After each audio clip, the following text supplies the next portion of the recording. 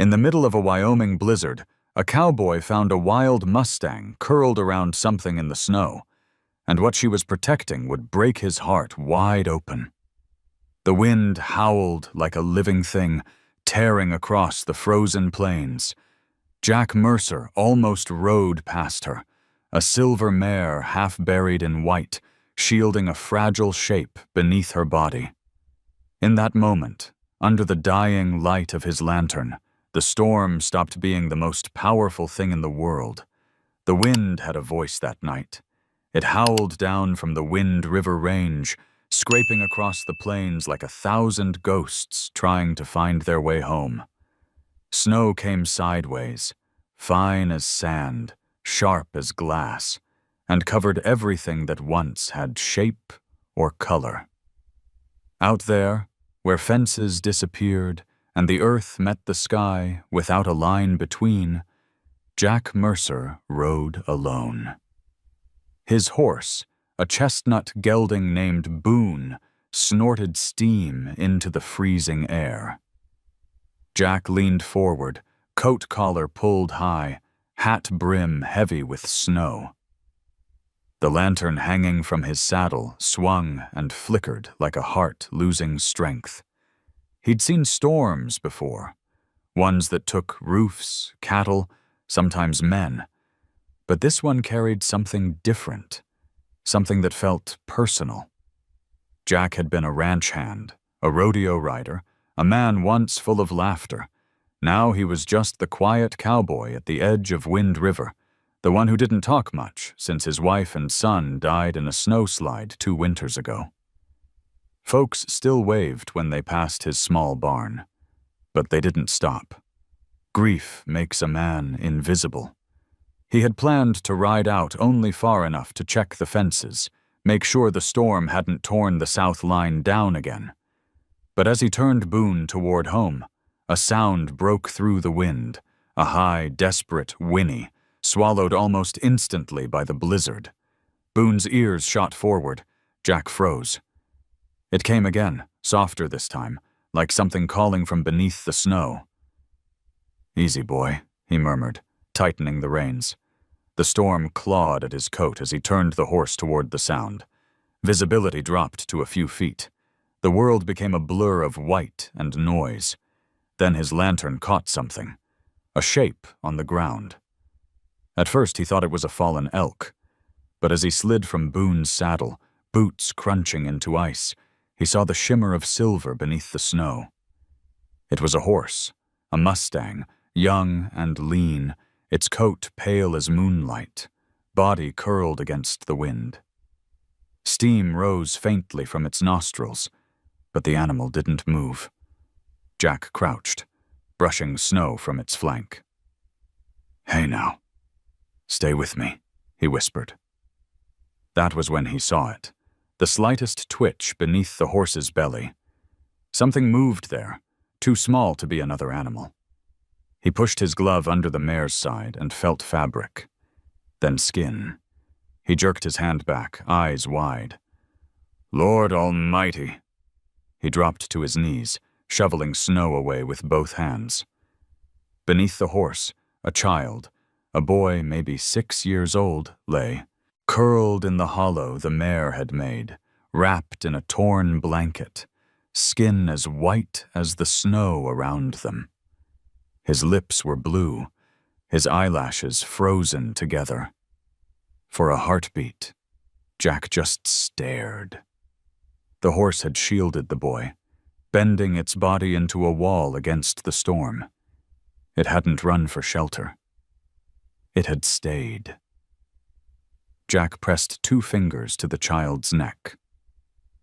A pulse. Faint. Stubborn.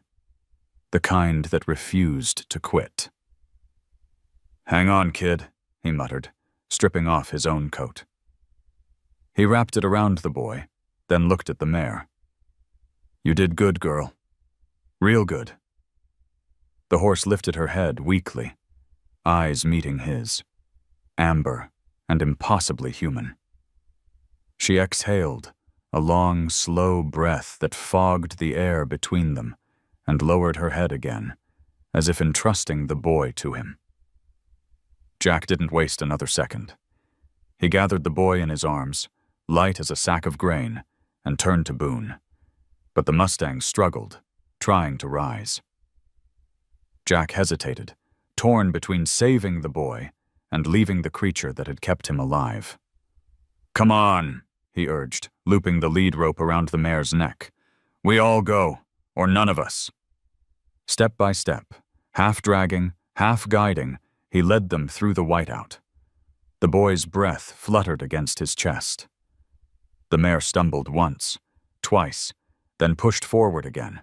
Jack's own legs burned, lungs raw from cold.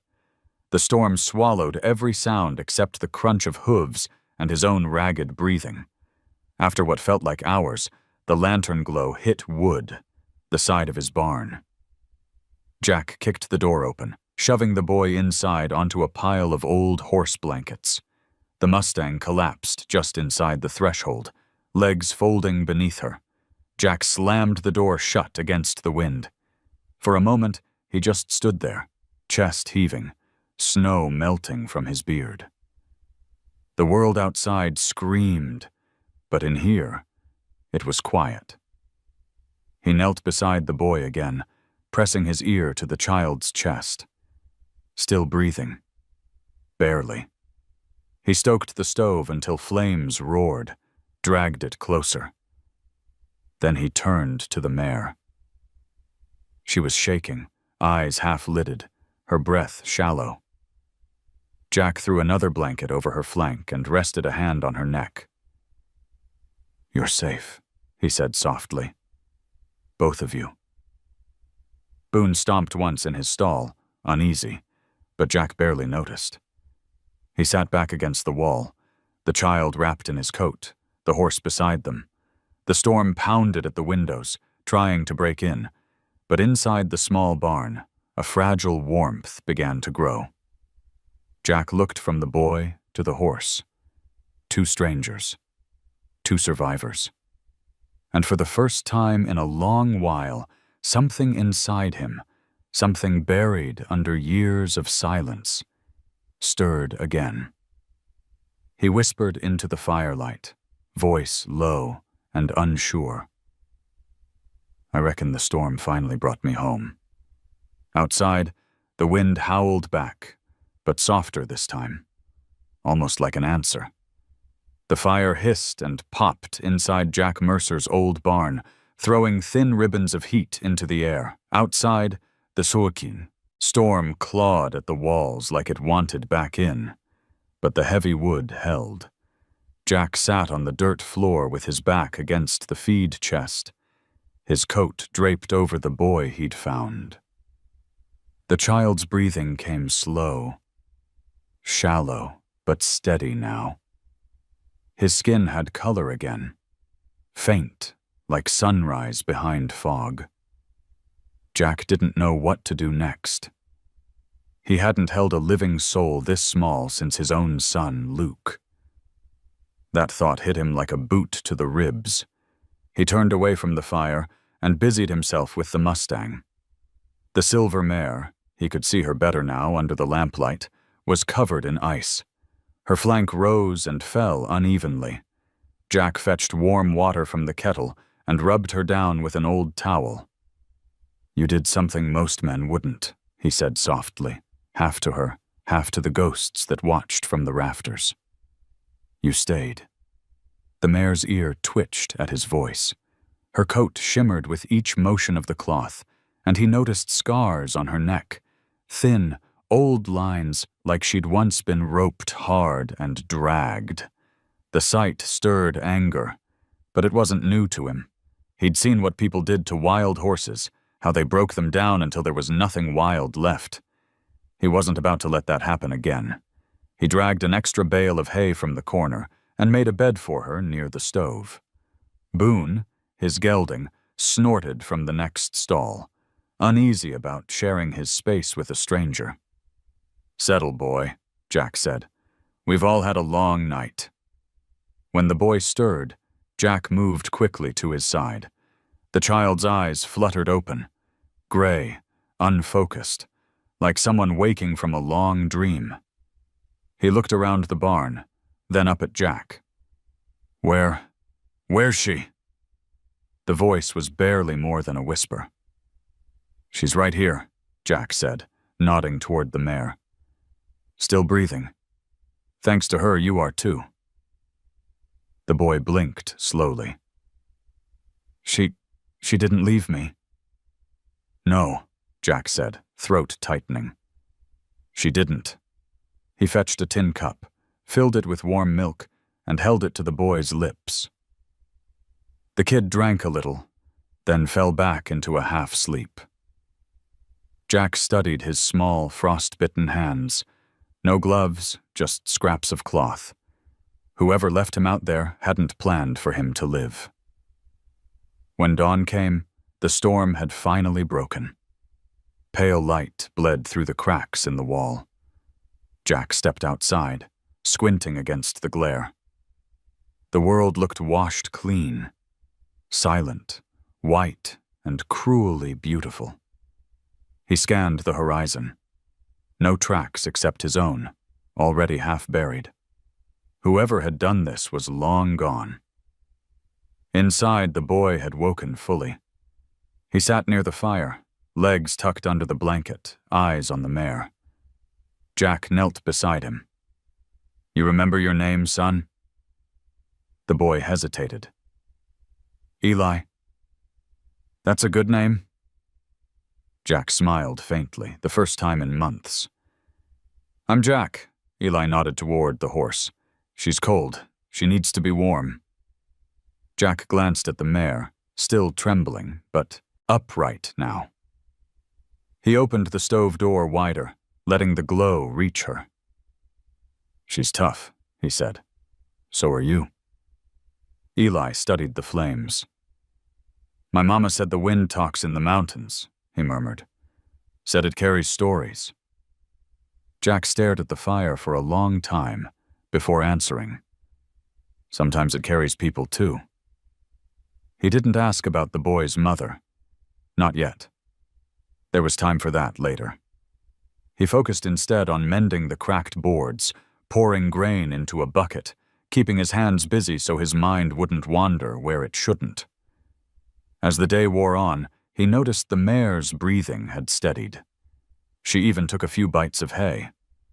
When he came near, she didn't shy away. Her eyes followed him, calm but alert, like she was judging whether to trust him. Jack chuckled softly. "You and me both, girl." By evening, the clouds had thinned to gold. He led Boone out for water, then returned to find Eli crouched beside the Mustang, whispering to her. The horse lowered her head, almost as if listening. Jack watched from the doorway, snow melting from his hat brim, and for a moment he saw something so simple it hurt. A child and an animal, breathing the same air, healing each other without words. He turned back toward the fire and poured himself coffee that tasted like smoke. "All right," he muttered to no one. "We'll figure it out come morning." That night, as the wind softened to a sigh through the pines, Jack dreamed of his wife again, her voice saying, "You can't keep out the world forever." He woke before dawn, hand gripping his rifle. The barn was quiet except for the slow rhythm of 3 heartbeats. His, the boy's, and the horse's. He lay back down on the floorboards and listened to that fragile symphony until the first light of day touched the frost on the window. Somewhere deep in his chest, a warmth flickered to life, a small, stubborn spark that felt like the beginning of something he'd forgotten how to hope for. Outside, the snow had stopped hiding things. It was beginning to reveal them. Morning spilled softly through the cracks in the barn, painting thin stripes of gold across the hay.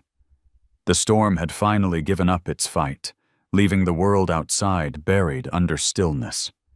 Jack Mercer stood by the open door, watching his breath curl in the cold. His property stretched in every direction, just white, endless and clean, like a page waiting for words. He had spent years avoiding new stories, but now there were two of them lying under his roof. One small and human, one wild and silver. He turned back inside. The boy, Eli, sat cross-legged near the stove, rubbing warmth into his hands. The Mustang stood nearby, her head low but steady. When the light hit her coat, it shimmered faintly, the color of smoke over water. Jack poured hot water into a dented tin cup, handed it to Eli. "Drink slow," he said. The boy nodded, eyes fixed on the horse. "She's watching us," Eli whispered. "She's making sure we're not the kind who run," Jack answered. That drew a half-smile from the child, the first real sign of life Jack had seen in him. Outside, Boone whinnied, impatient to be fed. Jack threw on his coat, but before he stepped out, he looked back at the two of them. The boy wrapped in an oversized blanket, the mare shifting her weight like she already belonged there. The barn, which had felt empty for years, suddenly looked lived in. By mid-morning, the sky turned pale blue. Jack repaired a broken latch on the gate and shoveled snow from the path to the well. The silence of the valley was deep enough to hear the faint groan of ice on the river miles away. He was used to this kind of quiet, the kind that made a man face himself. But now, every sound carried a new weight. The boy's small footsteps, the rustle of hay as the mare moved. Even the soft rattle of her breathing seemed to echo through him. When Jack returned, Eli had dozed off, cheek pressed against Whisper's flank. The mare didn't move. She stood still as stone, her chest rising in a slow, patient rhythm. Jack crouched beside them. He'd seen many wild horses, but none like her. There was a gentleness in the way she watched over the boy, protective, deliberate, like she understood something about him that no one else did. Jack reached out, brushing a few stray strands of mane away from her neck. Beneath the fur, he found a small scar shaped like a half-moon, pink against the gray. He frowned. "You've been through hell too, huh?" The horse flicked her tail, the only answer he needed. By afternoon, he coaxed both of them into the cabin behind the barn. It wasn't much. A single room, wood stove, a cot, and a table built from pine planks. The air inside smelled of cedar and dust. Eli stood near the threshold, hesitant, like stepping inside would erase the world he'd come from. "It's warmer in here," Jack said. "You can stay till we figure where you belong." Eli's eyes drifted to the framed photograph on the shelf. Jack's wife, Claire, and a boy with the same gray eyes he saw in the mirror every morning. Jack noticed and looked away. "That's my family," he said simply. "Been gone a while." "I'm sorry," Eli murmured. "Me too." They didn't speak again for a long time. The wind whispered against the windows, and the kettle began to hum. Jack cooked oatmeal, slid a bowl across the table. Eli ate quietly, and Whisper watched from the doorway, her breath fogging the air. Later, when the sun dipped low, Jack found himself sitting on the porch with a cup of black coffee. The silence of the evening settled around him like a blanket. Whisper stood out in the paddock, tail swaying. Eli was inside, curled under a quilt, asleep before sunset. Jack stared at the horse until her shape blurred against the fading light. He thought about the boy's hands. Too small, too scarred for his age. He thought about the rope, marks on the mare's neck, the way she flinched at sudden movement, and he wondered what kind of man could leave a child and an animal to die together in a storm. He whispered to himself, "You don't protect something that hard unless it means everything." The next morning came quiet and bright. Frost clung to the window panes like lace. Jack rose before dawn, fed the animals, and set out to find tracks that might tell him where Eli came from. The snow was deep and untouched. No prints, no tire marks, only the faint trail he and Boone had left 2 nights ago. It ended at a line of pines and vanished. When he came back, Eli was up, helping to brush Whisper's coat with the old curry comb Jack used on Boone. "She likes it," the boy said, smiling. "I can see that," Jack replied, taking in the sight. The mare's head was low, her eyes soft. She'd let the boy close without a hint of fear. Trust was a hard thing to earn in the wild, yet somehow the two of them shared it already. That night, as Jack sat by the fire, writing notes in an old weather log, Eli asked, "Are we staying here?" "For now," Jack said, "till I figure out what's right." Eli looked at him, eyes half hidden behind his hair. "It feels right already." Jack didn't answer. He closed the book, stared into the flames, and felt the quiet spread again. Not empty this time, but full, alive. The cabin walls creaked in the wind. Whisper stamped her hoof outside, settling into the hay. When Jack finally spoke, his voice was low, rough as gravel. "All right, kid. We'll make it work." The fire snapped softly, sealing a promise neither of them fully understood yet. The name came to him at sunrise. Jack was saddling Boone when he heard the faintest sound, a breath more than a voice, coming from the paddock. The Mustang stood in the half-light, Frost still clinging to her mane, her ears turning toward him. She exhaled softly, a sound that barely existed, like a secret carried on the wind. "Whisper," Jack said aloud. The name fit her the way dawn fits the mountains, quiet and certain. From that moment, it stuck. He spent the morning repairing the corral fence, while Eli fed Whisper bits of apple and brushed her coat. The boy spoke to her in a murmur only she seemed to understand. Jack watched from the porch, coffee steaming in his hand, wondering how 2 lost souls could bond that fast.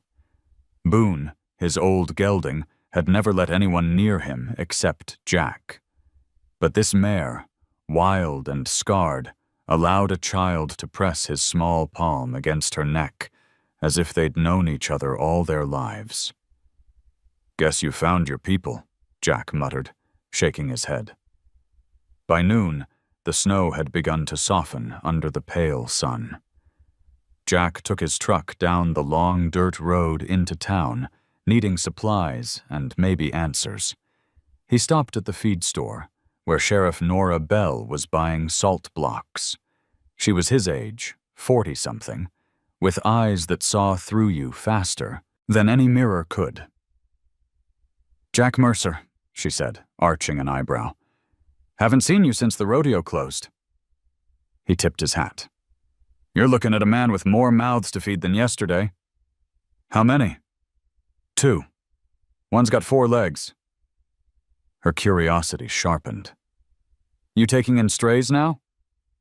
Jack told her what he'd found in the storm, how the mare had shielded the boy, how both had barely made it through the night. He left out the part about how it changed him, how it made him feel something he thought had frozen for good. Nora frowned. "There's been reports of a wild horse roundup up near Echo Ridge. Illegal ones. Some folks trying to sell them across state lines." "Figures," Jack said, jaw tight. "That mare's got rope burns deep enough to tell her story." "And the boy?" He hesitated. "No tracks, no names? Just said his mama told him to run. Nora scribbled something in her notebook. I'll check missing persons. You keep them safe till I know more. She paused, voice softening. You sure you can handle that, Jack? You haven't exactly let people close since… He cut her off with a nod. Since a long time ago. I'll manage. Back at the ranch, the air smelled of thawing pine. Whisper met him at the gate, ears flicking forward, eyes bright again. Eli ran from the barn, waving. She let me ride her, Jack. Just a little. She didn't even buck. Jack dropped his supplies, half ready to scold, but stopped when he saw the boy's grin. Wide, honest, alive. He remembered Luke's face the day he first rode Boone without a lead rope. That same fierce joy. He let the moment stand. That so? Jack said. Guess she likes you better than she likes me. Eli laughed. Whisper turned her head toward Jack, as if denying it. That evening, they all ate in the cabin, Jack with his tin plate, Eli with a bowl of stew, Whisper just outside chewing hay in the fading light. The stove crackled, the world soft around them. Jack almost forgot the years that had gone silent. He even caught himself humming an old Cowboy tune. When Eli had gone to bed, Jack stepped outside. The moon floated high, casting silver over everything it touched. Whisper stood near the fence, her breath curling like smoke. Jack walked up to her, resting a gloved hand against her neck. You and that kid, he murmured. You pulled each other out of the snow, didn't you? She blinked slowly, eyes deep amber. Jack could almost hear her answer, not words, but something older, heavier, like the sound the earth makes when it forgives the rain. A rustle from the tree line broke the stillness. Whisper's ears shot up. Jack turned, scanning the darkness. For a moment, he thought it was nothing, just wind in the pines. Then a faint metallic clink echoed across the field. Chain links. His stomach tightened. He stayed motionless, watching, but the sound didn't come again. Easy, girl, he said, patting her. Jin sighed. Ghosts don't walk this far in daylight. He went back inside, but didn't sleep much. The next morning, he found a small patch of disturbed snow near the fence. Boot prints, half melted, leading away toward the ridge. Someone had been there, watching. He didn't tell Eli. He didn't tell Nora, not yet. Instead, he reinforced the gate and loaded shells into his rifle. Then he saddled Boone and took a slow ride along the ridge, eyes scanning the horizon for movement. Nothing. Just the endless quiet of winter. When he returned, Eli was sitting on the porch, sketching something in the dirt with a stick. Jack crouched beside him. What are you drawing?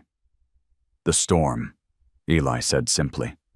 He drew a big circle, then a small one inside it. That's me, that's her. She kept me safe. Jack stared at the drawing, the crude shapes pressed into the earth. It looked like a heart inside a larger heart. He ruffled the boy's hair and stood, staring toward the tree line again. The unease in his chest hadn't left. Whatever the storm had buried out there, it hadn't finished its work. As the sun dropped behind the ridge, Whisper raised her head, ears pricked toward the distance. The wind shifted, carrying a scent Jack couldn't place.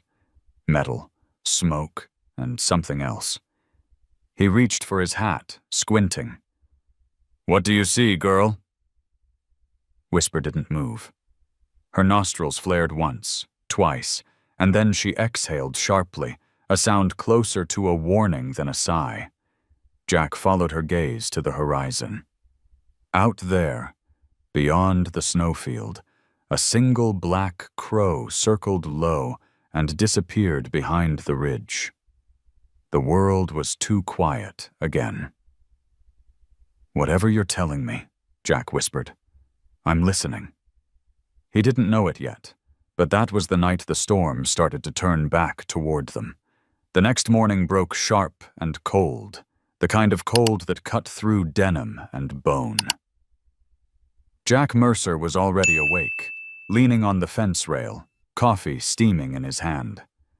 The valley below was coated in a thin skin of ice. Beyond it rose Echo Ridge, long, low hills that caught the light like silvered scars. He'd always avoided that ridge. Folks said it echoed more than sound. It held memories. Whisper grazed quietly nearby, her breath misting the air. Eli ran circles around her, his laughter carrying through the morning like something fragile finally learning to live again. Jack smiled in spite of himself, but it didn't last. He couldn't shake the feeling from the night before, the boot prints, the sound of chains in the dark. After breakfast, he hitched up his truck, packed a rifle, and told Eli to stay close to the cabin. "If anyone shows up, you come find me first," he said. The boy's face tightened. "Will you come back?" "I always come back," Jack said, though he didn't know if it was true. The road to Echo Ridge was half buried in snow. Pines bowed under its weight, creaking as he passed. Jack parked by a fallen sign that once read Echo Ridge Reserve, Mustang Conservation Area. The word reserve had been shot through. He followed the trail on foot, boots crunching ice. After half a mile, he saw the tracks. Fresh, wide treads from truck tires, the kind used to haul livestock trailers. A metallic smell lingered in the air, faint but sharp. As he walked deeper, the world grew quieter. No birds, no wind. Even his own breath seemed to fade. Then he saw it, a clearing scattered with rope, broken harnesses, and a rusted metal gate chained shut. Jack knelt beside a patch of frozen ground, stained darker than snow. Blood. He rubbed it between his fingers, heart pounding. Whoever had been here had worked fast and dirty.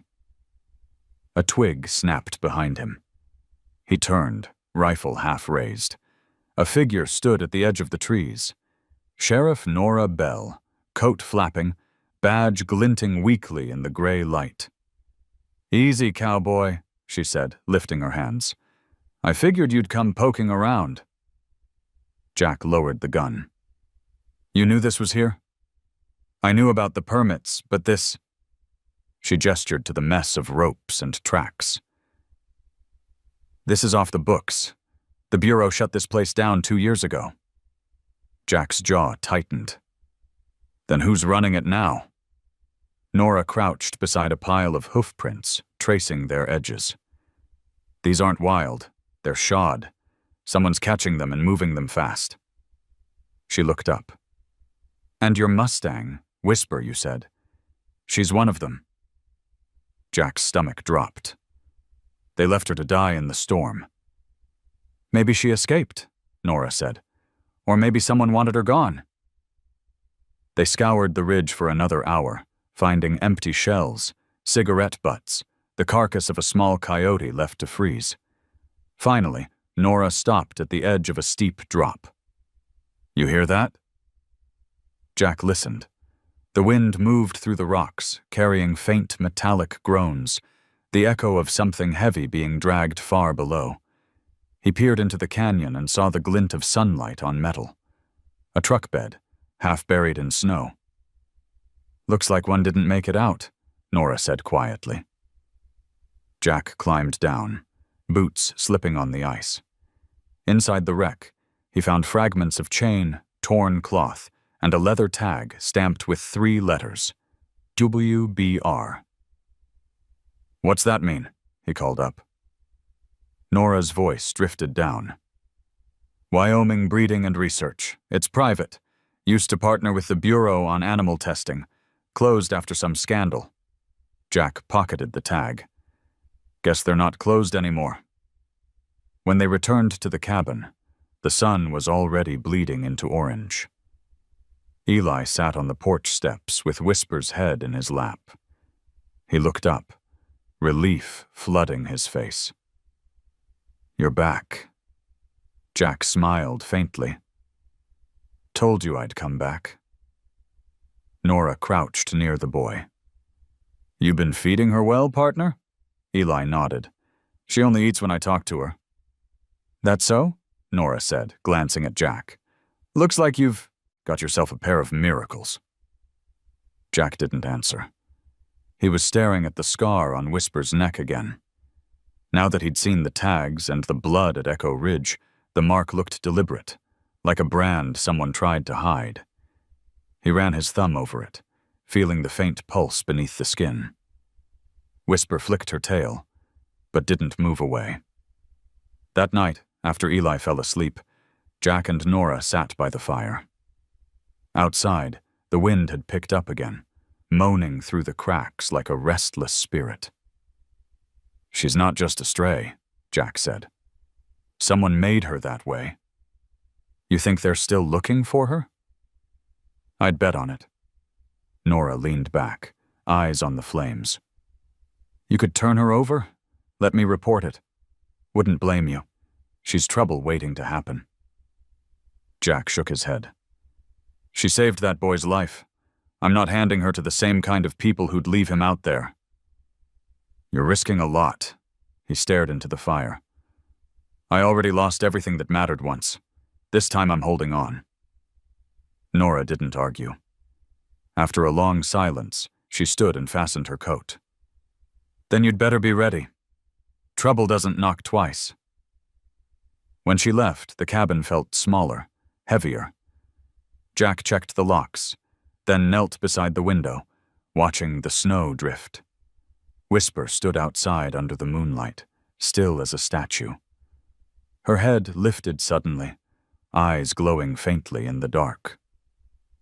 Jack followed her gaze toward the ridge. Far off, headlights flickered once between the trees, then vanished. He stayed there until the fire burned low, the old ache in his chest rising with every gust of wind. Out on the ridge, the echoes had started again, metallic, rhythmic, like someone hammering the silence back into shape. Night fell heavy and hollow across the valley. A thin sliver of moon hung over the ridge like a blade, and Jack Mercer could feel the weight of it in his chest. He had left the lantern burning low, casting long, shivering shadows across the cabin walls. Every creak sounded wrong tonight. Every gust of wind felt like a warning. He sat at the table cleaning his rifle, the old Winchester he hadn't touched since the day he buried his family. The metal was cold beneath his fingers, but his hands were steady. Boone stirred restlessly in the barn. Whisper was outside in the paddock, head lifted, eyes fixed toward the dark. She hadn't moved for 10 minutes. Eli slept on the cot, wrapped in the same quilt that once belonged to Jack's son. The boy's breath came slow and even, unaware of how the air itself had shifted. Jack poured a last cup of coffee, black and bitter, and told himself it was just nerves. But deep down, he knew what it meant when the animals stopped making noise. He was reaching for the lamp when it happened.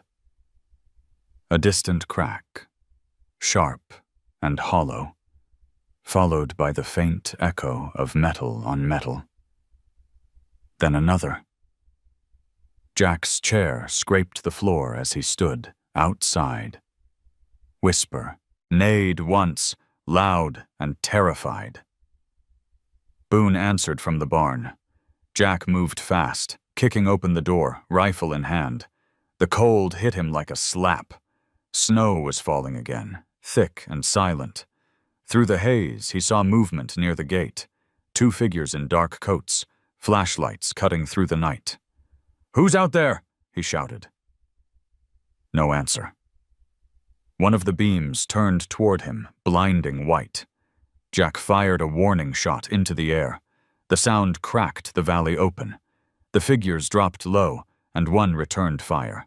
The bullet struck the cabin's porch post, splintering wood. Jack ducked behind the railing, heart hammering.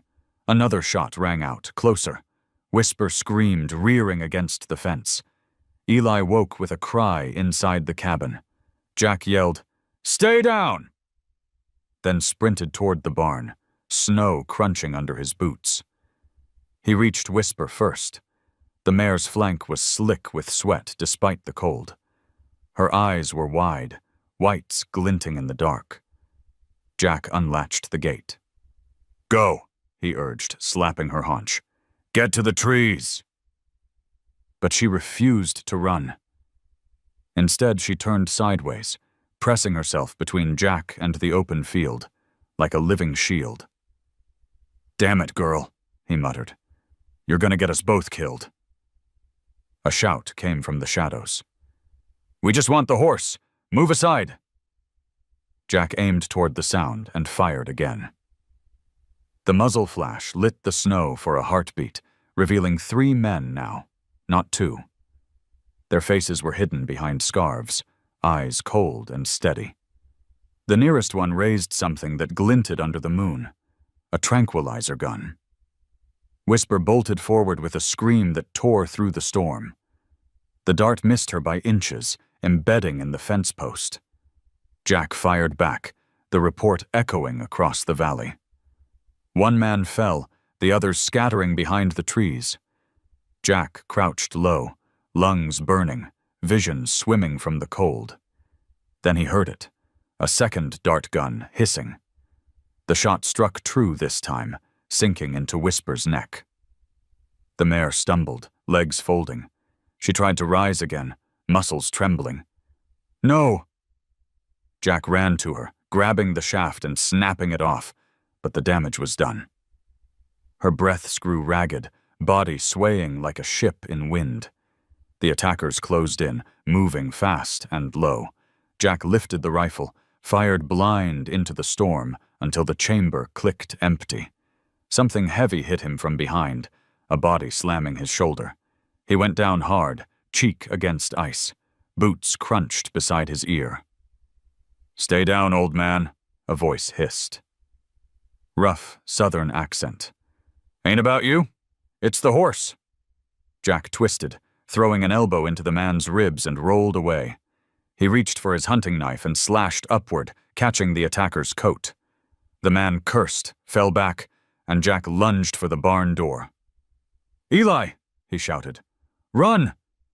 The boy burst from the cabin, barefoot in the snow, eyes wide with terror. He ran straight for Whisper, who was still, fighting to stand. Jack saw the dart wound leaking a dark line down her shoulder, steaming in the cold. "Leave her!"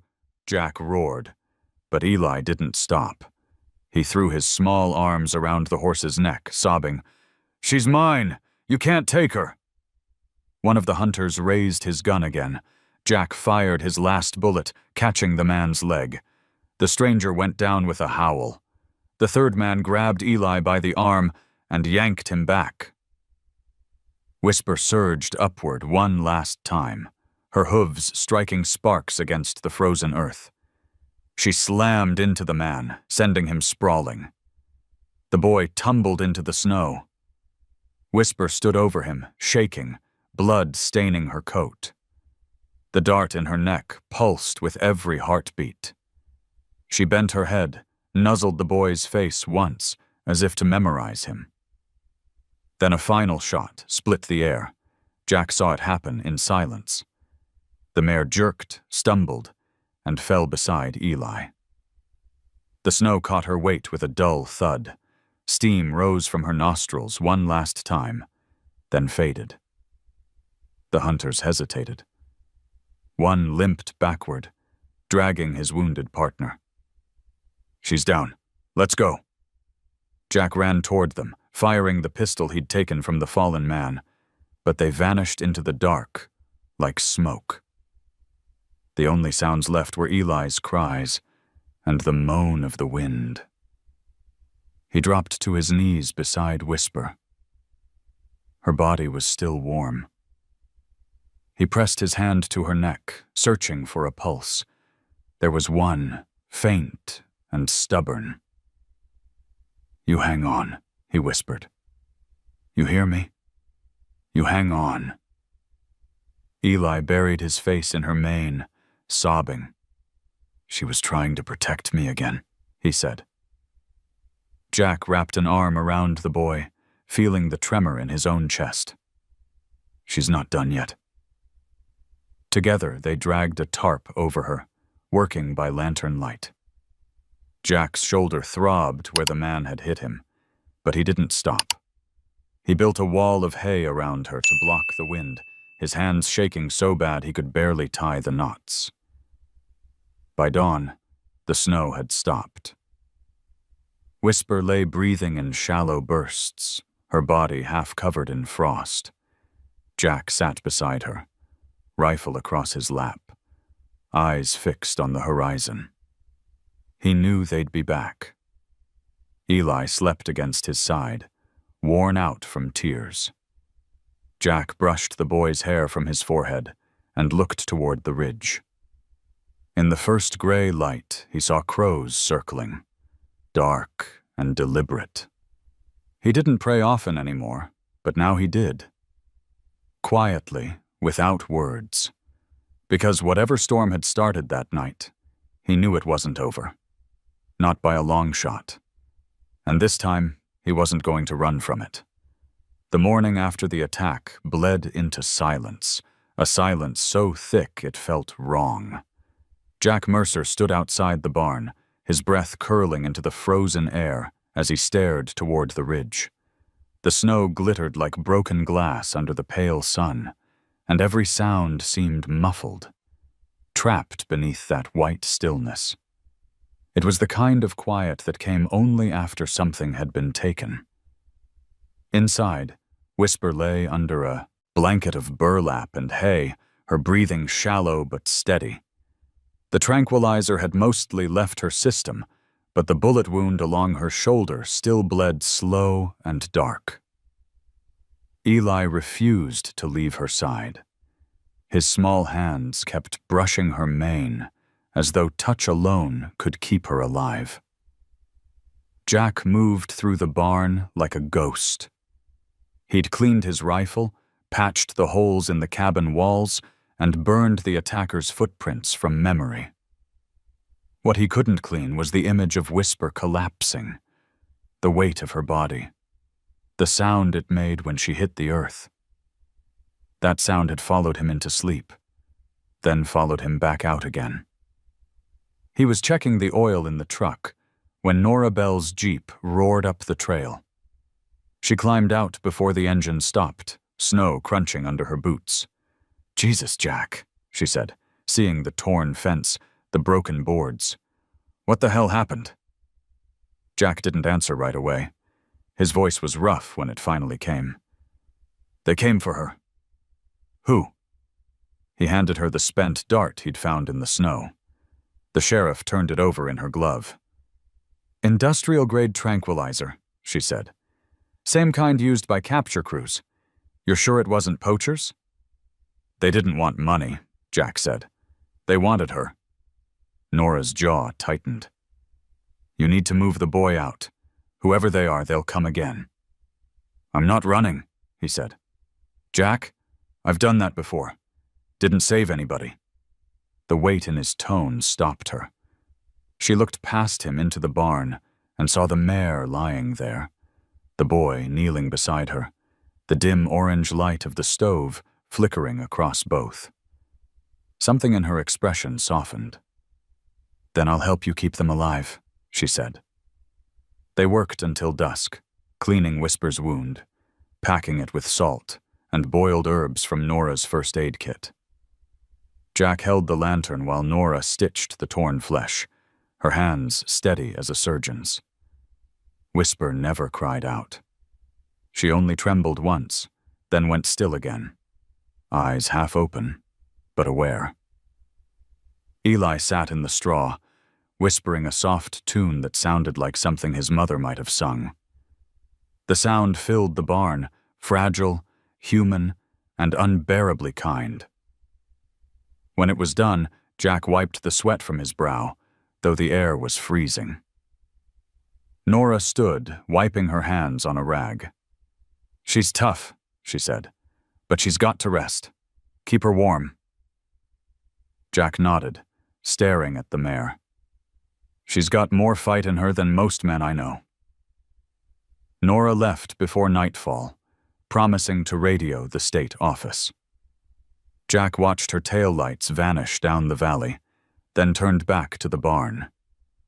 The sky had begun to burn pink against the snow, bleeding color into the white world. Inside, Whisper stirred, trying to lift her head. Jack crouched beside her. "Easy, girl," he said softly. "Don't push it." Her breath fogged the air between them. For a long moment he could almost hear her, heart beating alongside his own. Then Eli's small voice broke the stillness. "Jack, will she die?"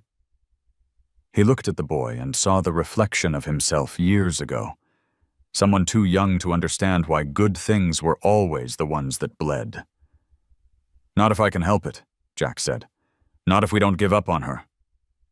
That night, the storm returned. The wind clawed at the cabin roof, the kind of wind that made the world feel like it could come apart.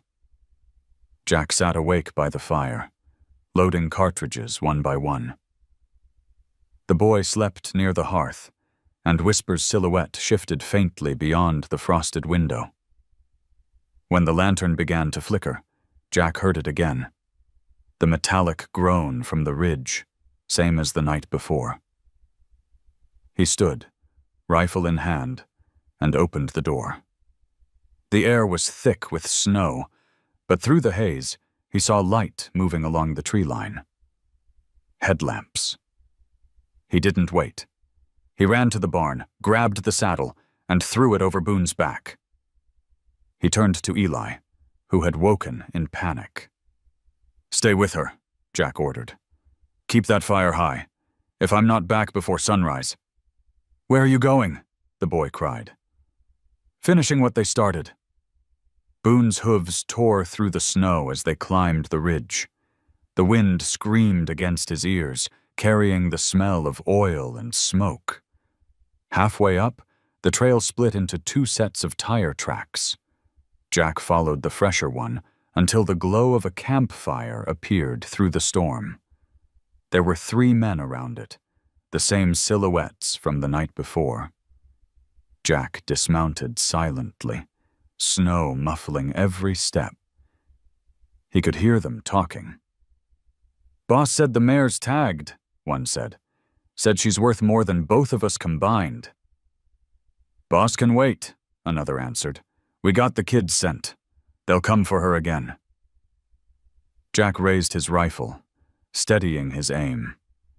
He wasn't a man built for killing, but some lines, once crossed, can't be walked back. He took a breath and squeezed the trigger. The shot shattered the night. One man dropped, the others diving for cover. Boone reared, startled, as gunfire erupted. Jack fired again, hitting a lantern. Flames burst across the snow, turning the storm into a blur of orange and white. He didn't stay to count bodies. He swung into the saddle and drove Boone back down the ridge, the burning light behind him painting the world in flickering fire. The storm swallowed everything else, the gunshots, the shouting, the smell of smoke. When he reached the barn, Eli was waiting at the door, tears frozen to his face. "Jack! The fire! It's dying!" Jack jumped from the horse, ran inside, and saw Whisper struggling to stand. Her wound had opened again, blood seeping through the bandage. She looked at him, nostrils flaring, eyes wild but determined. No, Jack said, voice breaking. Don't you dare! He knelt beside her, pressing his hands to her neck, feeling the tremor beneath her skin. She leaned into Ato, him, heavy and shaking. Then took one step, just one, and stayed upright. Eli stood back, eyes wide.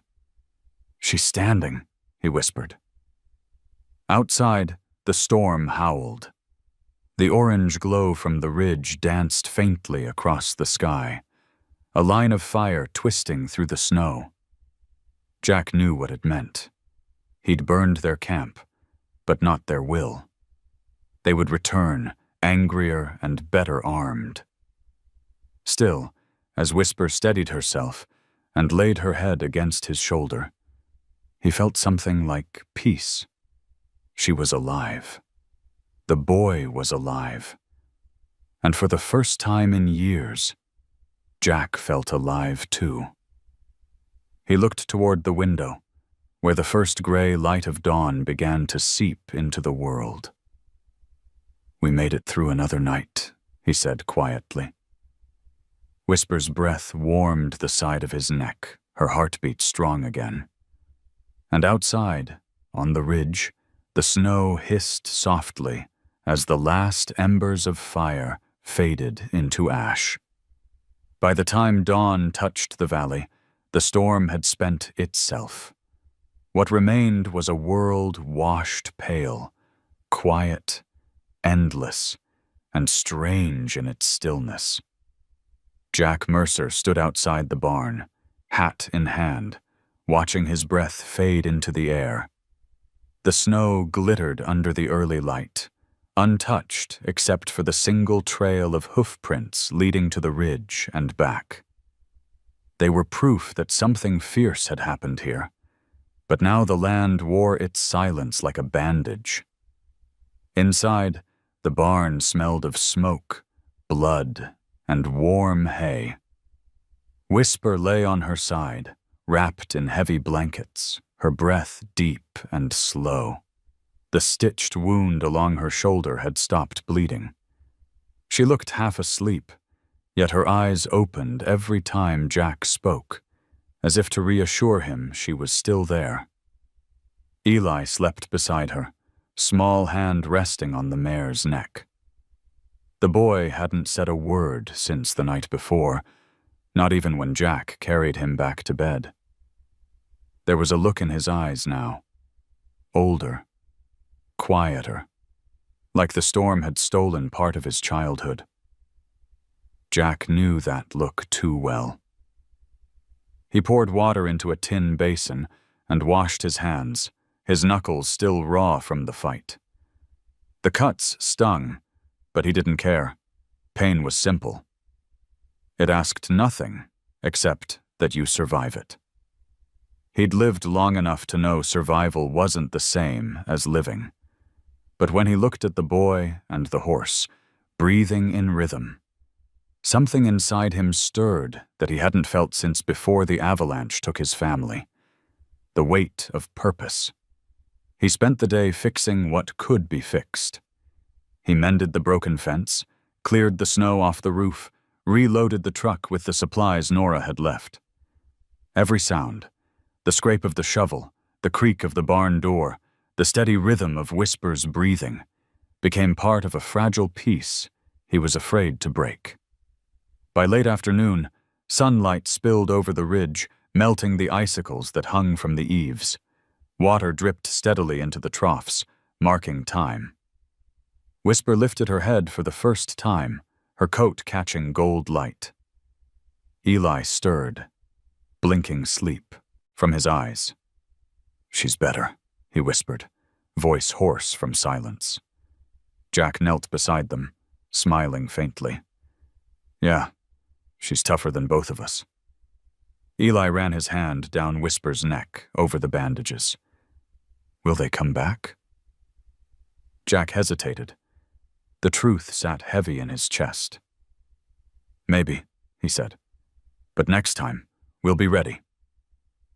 The boy nodded slowly, as if he already understood what readiness cost. That evening, Nora returned. Her truck tires crackled over the ice as she pulled up the drive. She carried a thermos and a folder under one arm. Her eyes scanned the damage: the burned fence line, the bullet holes in the porch post, the smudged trails leading to the barn. She didn't speak until she stepped inside. "Damn," she muttered. "Looks like a war." Jack poured her coffee, strong and black. "Feels like one." She opened the folder and laid a photograph on the table. It showed a man in his 50s, clean-shaven, wearing a dark coat. The name printed beneath it made Jack's blood go cold. Vern Clay, the same man who'd once hired him for a cattle drive years ago. "He's the one running the captures," Nora said. "Private buyer out of Colorado. Word is they're selling the Mustangs to offshore labs for testing. You hit his supply run last night. That's why they came gunning for you." Jack stared at the picture, jaw tight. "He won't stop." "Neither will you," she said, reading his face. "But you can't keep a boy and a half-dead horse in a war zone. You've got to think about what comes next." "What comes next," Jack said, "is keeping them alive." Nora sighed, took a sip of coffee. "You always were stubborn, Mercer. That's going to get you killed." Jack looked out the window, where Whisper stood now, her head raised to the fading light. "Maybe," he said, "but some things are worth dying for." When Nora left, the sky was already bruised with dusk. Jack stayed by the window, watching the last of her taillights vanish into the trees. The wind had died completely, leaving only the faint creak of the barn door. It was strange, this silence, like the world holding its breath.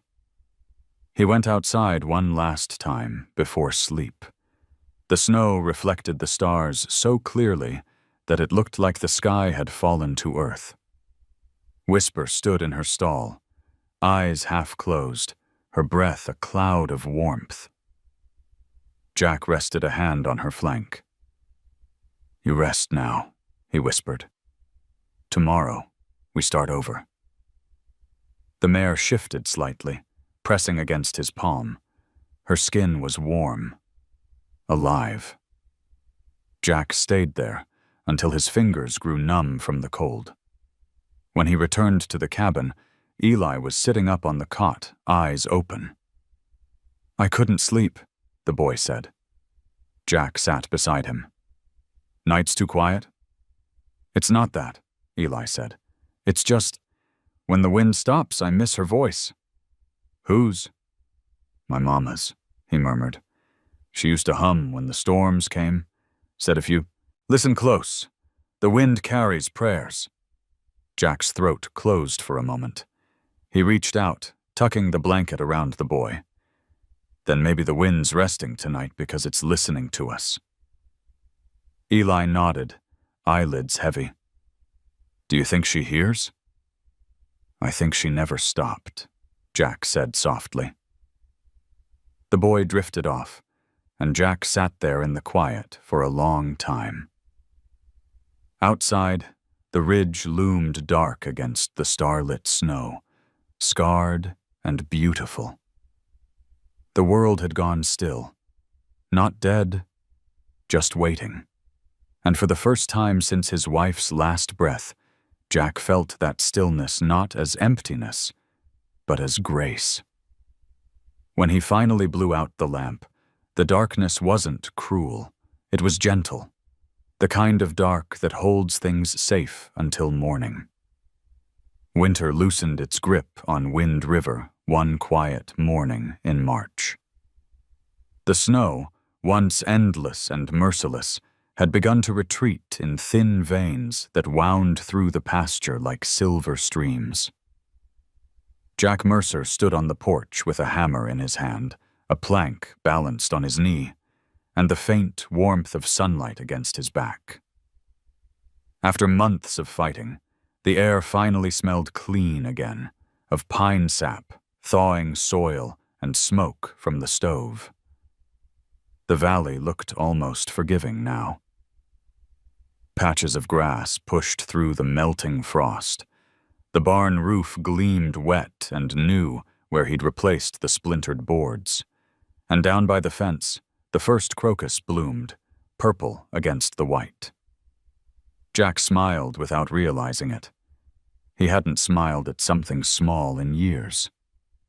Whisper was healing faster than anyone had expected.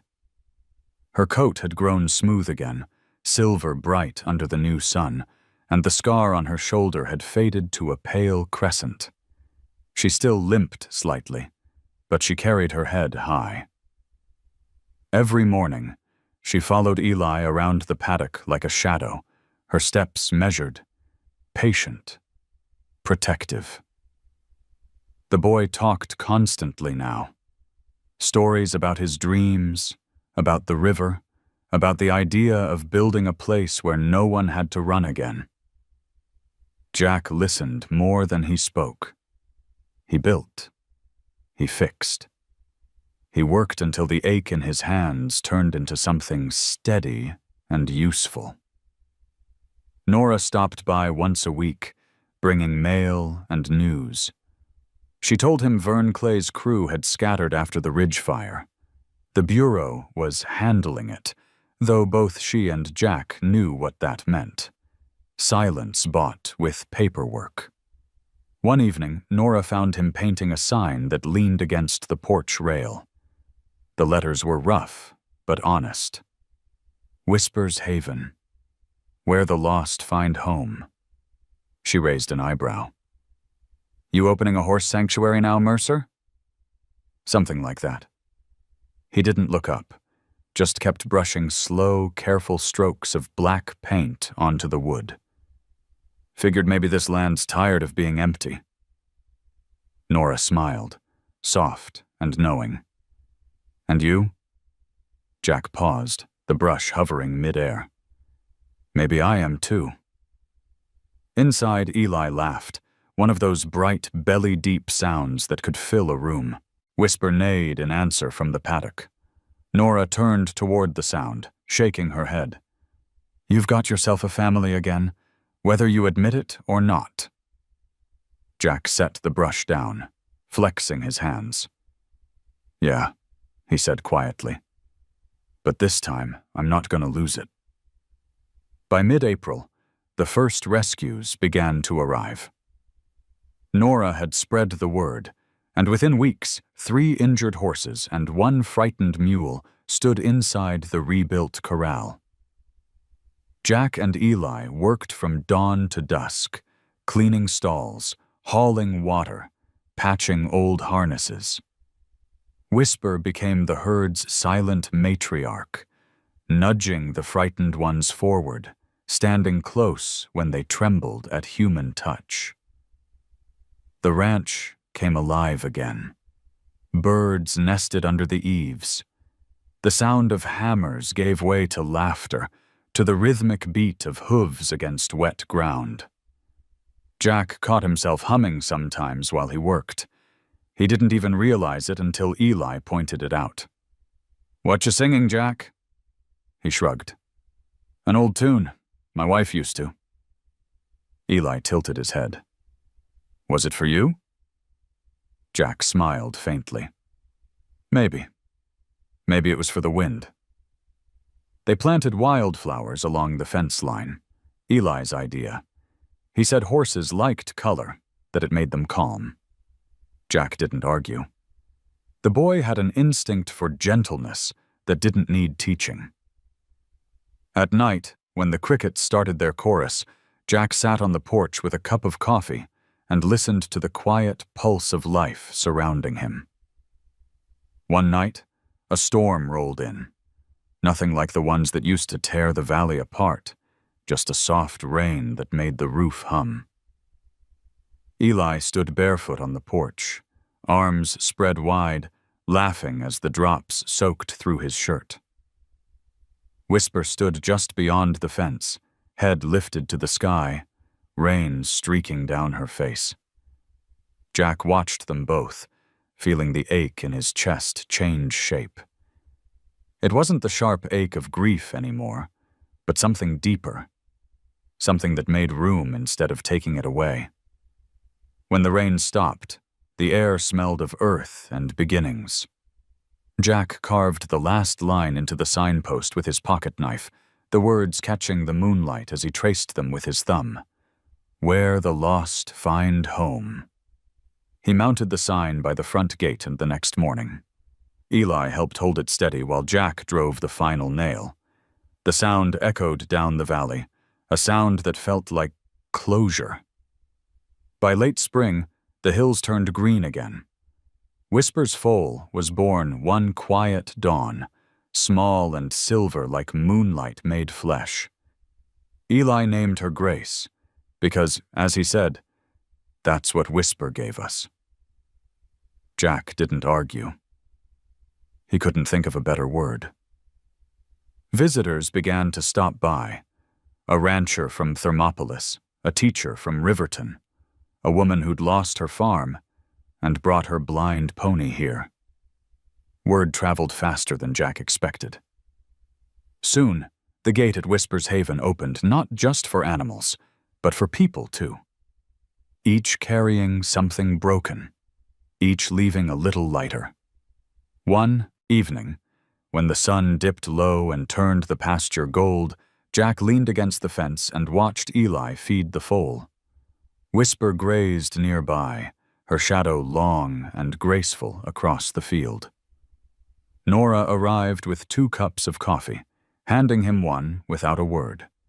They stood in silence, watching the boy laugh as the foal nuzzled his hands. "Never thought I'd see this place full again," Nora said finally. "Neither did I," Jack admitted. "Guess the land just needed a reason to breathe." She studied him for a moment, then smiled. "Looks like you did too." Jack chuckled softly. "Maybe that's what this all is, a second breath."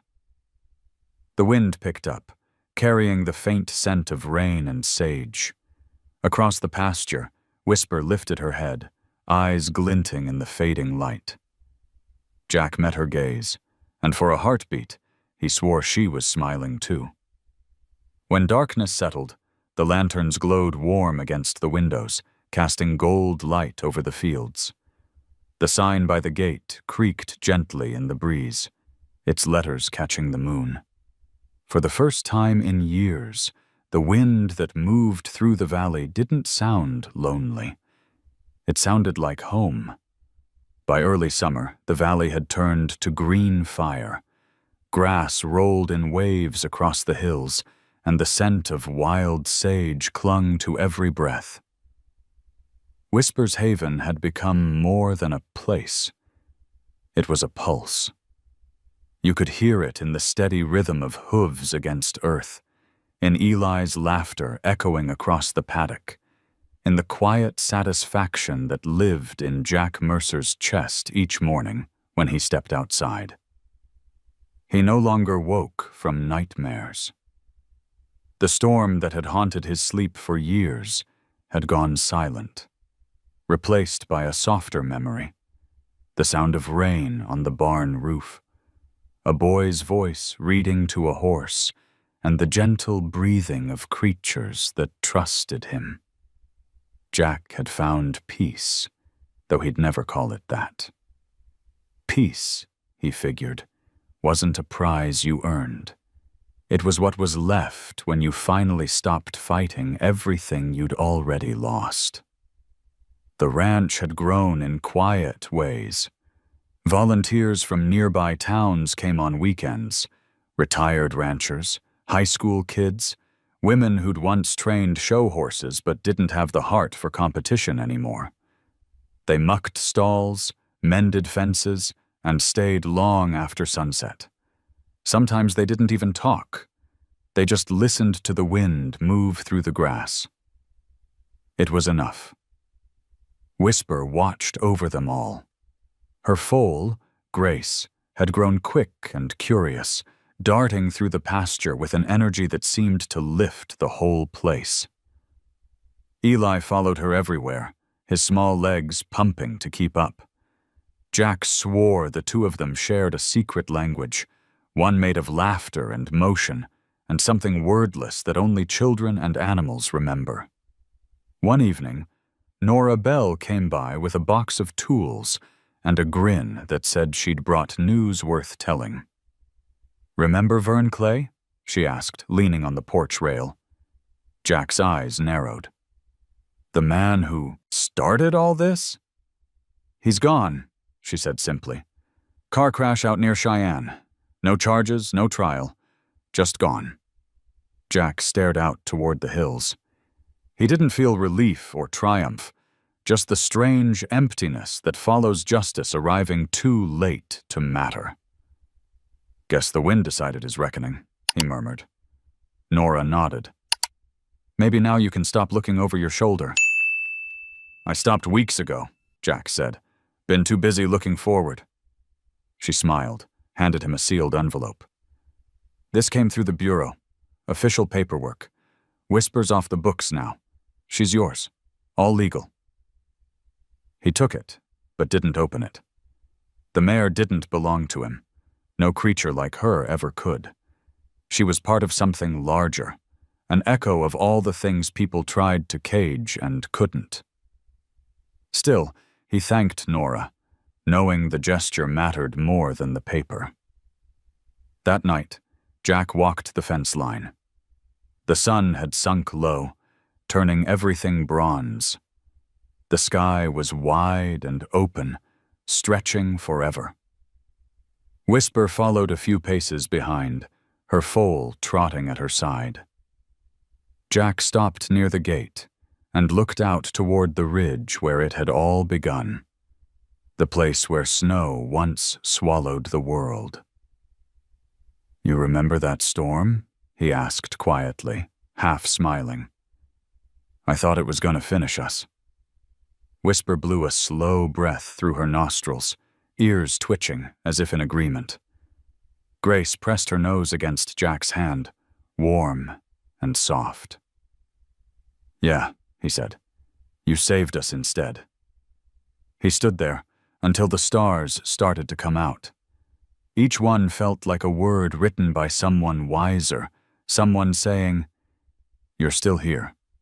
Later, after the lights in the cabin had dimmed and the pasture fell still, Jack sat alone on the porch, notebook open in his lap. He hadn't written in years. Now the words came like water breaking through ice. He wrote about storms and survival, about love that doesn't ask to be understood. He wrote about the Mustang who gave everything to protect a child, and the child who gave a broken man a reason to live again. When he was done, he signed his name at the bottom. For Whisper. Then he tore the page free, folded it once, and tucked it beneath the post of the new gate. Let the wind have it. Let the story belong to the valley now. The following morning was clear and bright. Eli was already outside, chasing Grace through the meadow, their laughter carrying on the breeze. Whisper stood at the far end of the field, watching them. Her mane rippled like a river of light. Jack leaned on the fence, his heart steady and full. Sometimes, when the wind shifted just right, he swore he could hear another sound underneath it, the faint echo of hooves in the snow. The memory of a night when everything had almost ended, but didn't. Nora stopped by around noon. "You ever think about expanding this place?" she asked. "More stalls, maybe a proper training pen?" Jack chuckled. "You mean make it official?" "It already is," she said. "You just haven't admitted it yet."